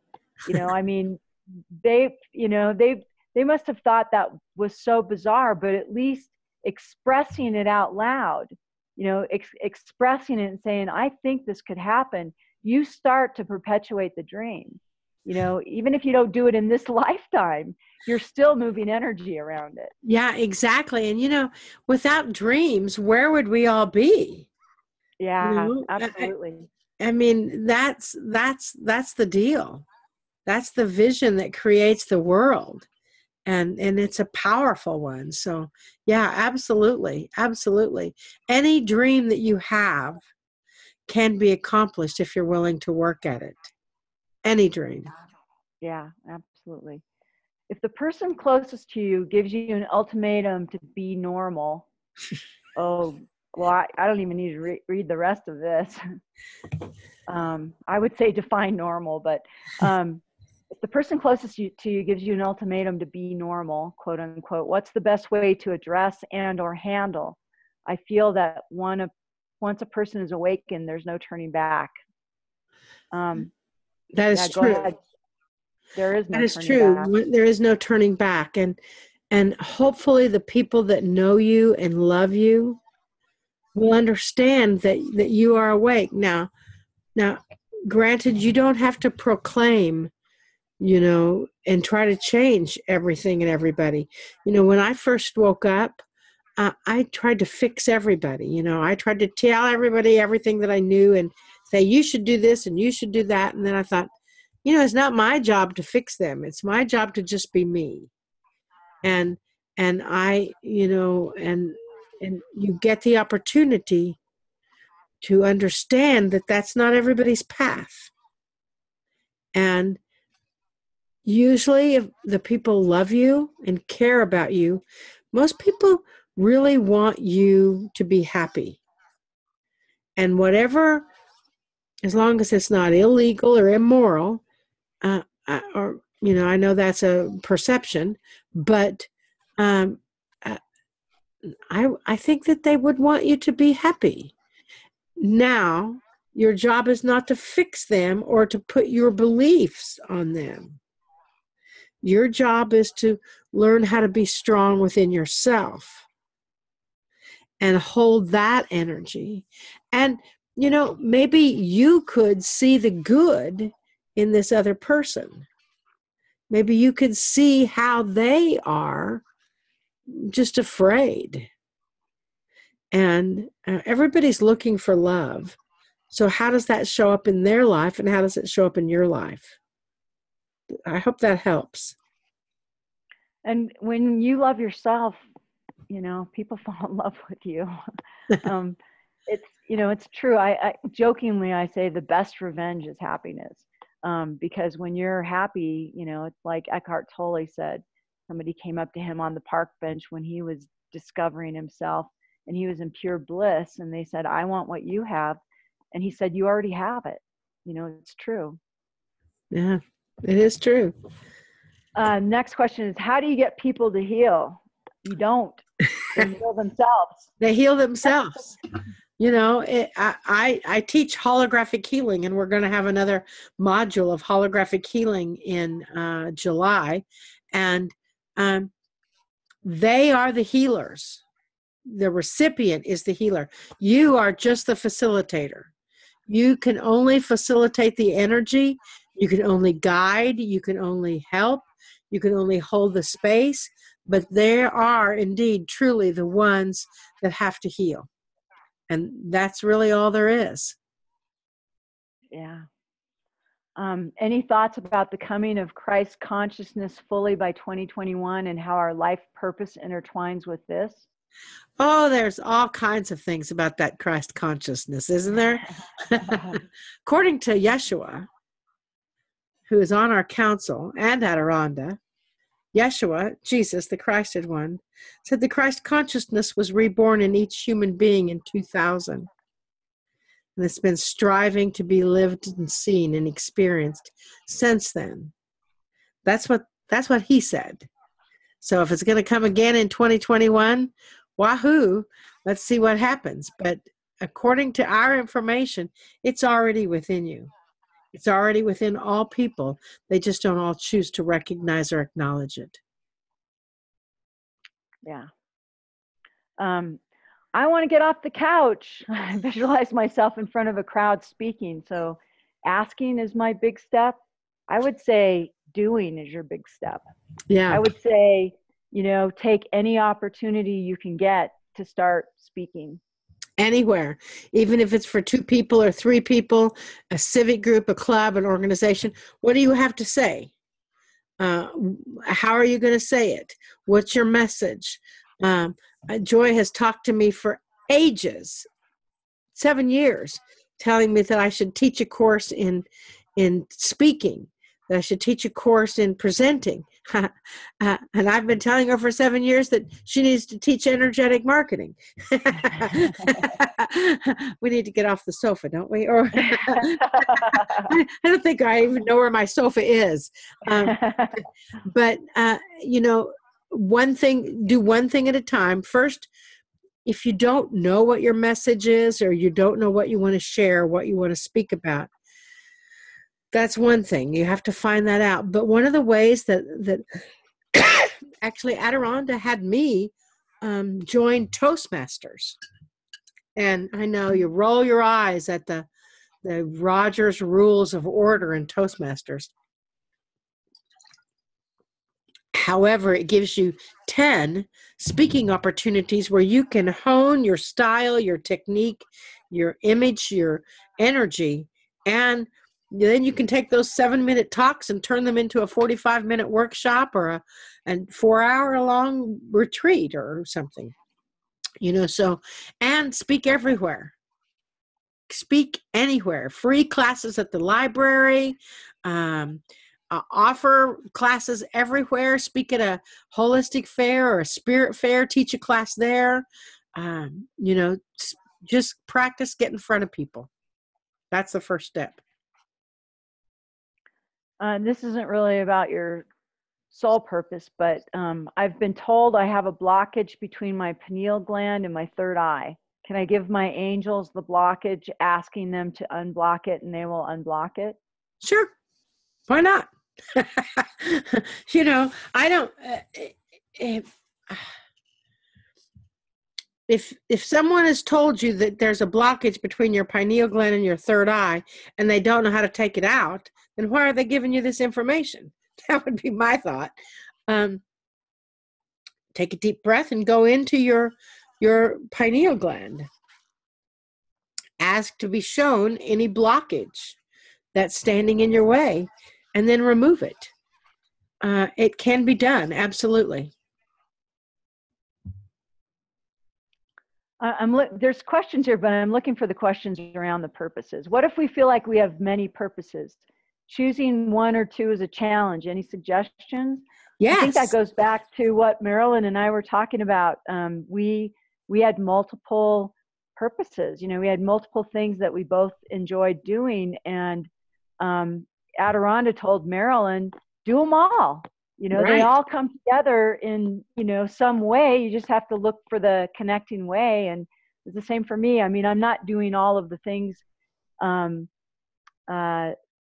I have goals for publicly, but then I do them on the side as well, Yeah, do them all.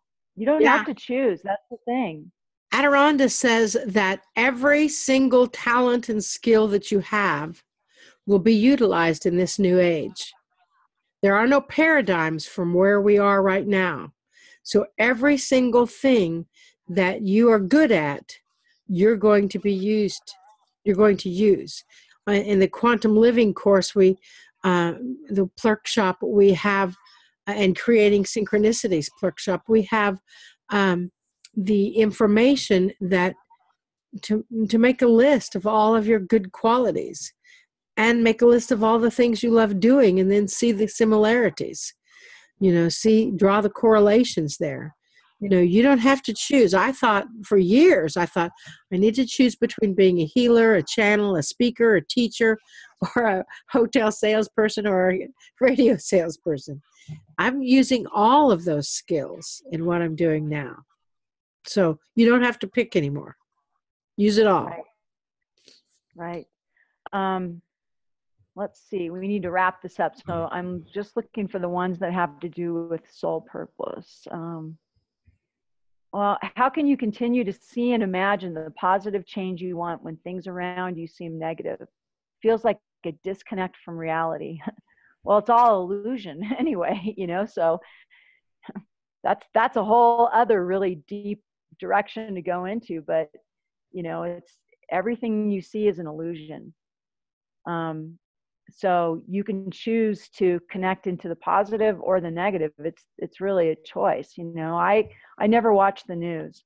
I find it very negative and it brings me down. And I also find that I get the information that I need when I need it. It's not like my head's in the sand. True. I have to answer this one question at least. The question is, I was a vegetarian for 1 year and got severely ill with anemia and still recovering. Is it absolutely imperative to refrain from eating animal meat in order to ascend? Who in the world told you that? Do not believe it for a minute. Some of the most enlightened people I know who are going to ascend will sit down and have a great big old red meat burger. It is your belief system that's creating your reality. And no, Adironda doesn't recommend that people become vegetarians because of that very reason.